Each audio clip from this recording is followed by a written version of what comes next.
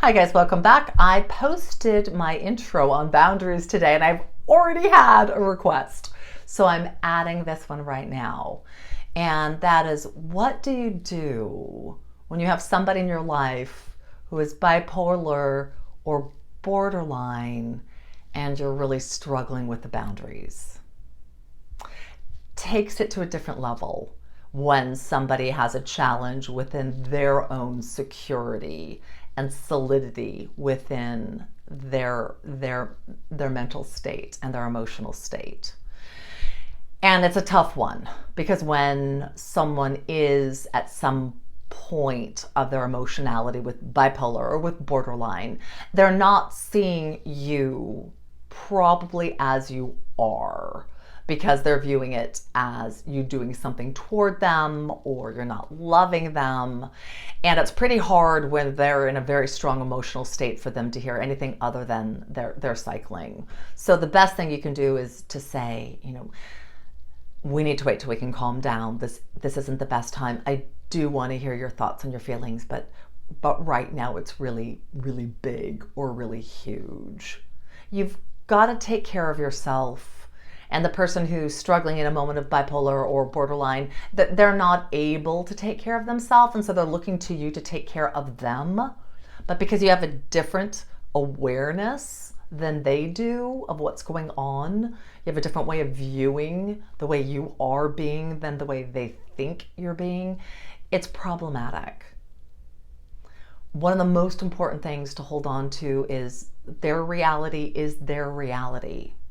And maybe you stop trying to tell them they're wrong. Or maybe you stop trying to tell them you're right. Maybe you just say, I don't really know how to meet you here. I care for you very deeply. I really hope you can see my compassion and my caring. And I'm sorry you're hurting, or I'm sorry you're wanting something of me more than I can give. Or that you're viewing me in a way that doesn't feel like it's what I'm experiencing. My intention is different than what you're thinking because you're scared or you're angry or you're not aware of what I'm trying to convey.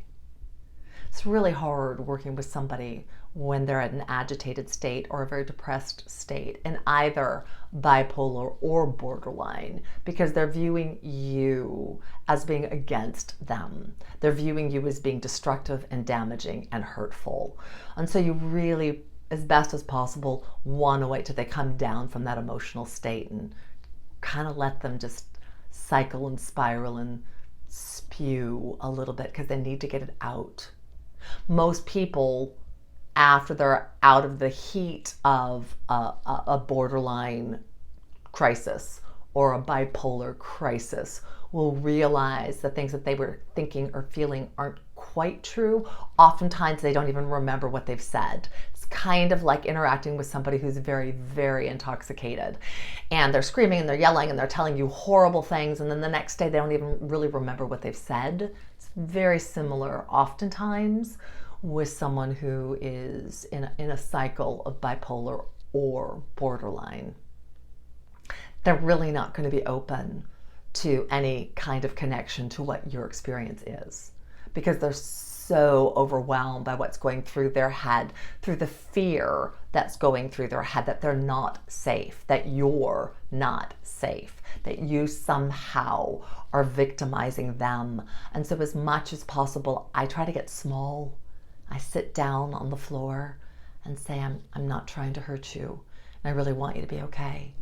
And I'm not going to do anything or say anything. And then I just get really, really, really, really small and wait for the emotionality to come down. Probably want to wait a little bit before you interact. They have no boundaries is the problem at that point. They're spiraling, they're cycling. So to try to lay them down is really hard because they're feeling out of control. And when you're feeling out of control, that's why they have a straitjacket, because it forces you to stop moving. They're not able to on their own. They're not able to really keep themselves safe. So having a conversation at that time is not the best way. Following it is, and then it's going to be important to say, we got to talk this through, because I don't know how to have conversations with you where my viewpoint isn't important, or what I need isn't important, or when I can't say stop or enough, or I need a break. And those will be conversations to have many times. I would point out, I try really hard to listen to what it is that you have to say. At some point, I really do need you to want to listen to what I have to say, because I am wanting to have this relationship with you. Just wanting to have it where you're not so upset, you're not so angry, you're not so hurt, you're not so scared. How can I help you with this? And how can I show you that I'm in no way trying to hurt you? A lot of times, if you come up with a sweet name for them, Sweet Susie,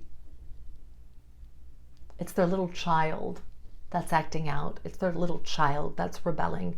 It's their little child that's in panic and fearful. And so once they can see that you're careful to that little child, that you're aware of that little child that's so scared, and I will speak into that. Gosh, you just look so scared right now.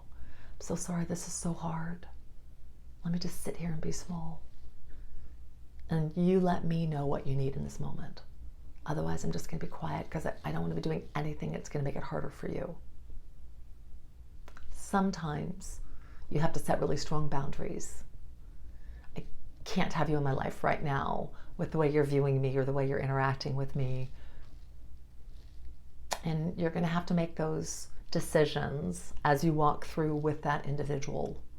But sometimes what someone needs of you is just more than you can give, or too exhausting. And sometimes it's okay to say, I can't do this right now. I might need to step away from this relationship for a little bit, because I'm not helping you stay safe, and I'm not feeling safe either. It's a tough road. It's a very tough road. So check yourself for what it is that you need. It's a beautiful thing to try to support somebody and care for somebody in what they need, but not when it becomes too problematic for you.